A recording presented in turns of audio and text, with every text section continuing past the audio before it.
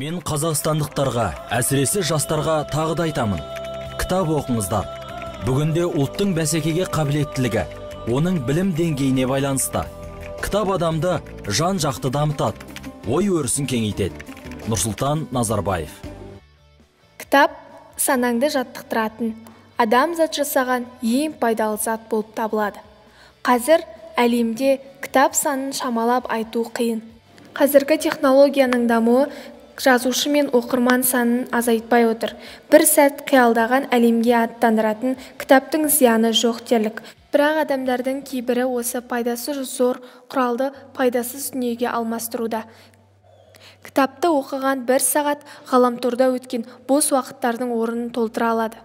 Қазір Қазақстанда шамалап алғанда 11.400 кітапхана, ал оның 4.000-дай оқырманы бар.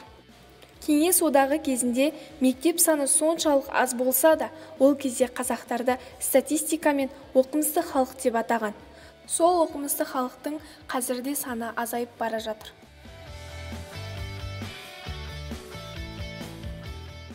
Қазіргі ғаламторда жақтаушылар жазу мен сызуды сол кітаптан үйренгендерін де естеріне алмайды.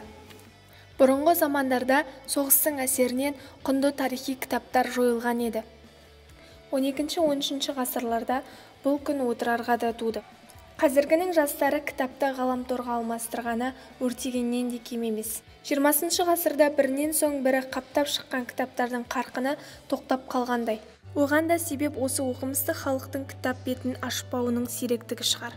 Кітап оқуды әдетке айналдырған жандар мен ғаламторда серік еткендердің ақыл парасатында айырмашылық көп. Танымал афоризмдегідей адамдар екіге бөлінеді: кітап оқитындар мен кітап оқитындарды тыңдайтындар.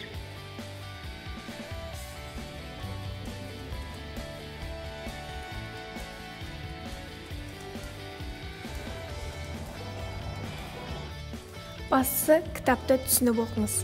Соңына дейін оқуды ұмытпаңыз.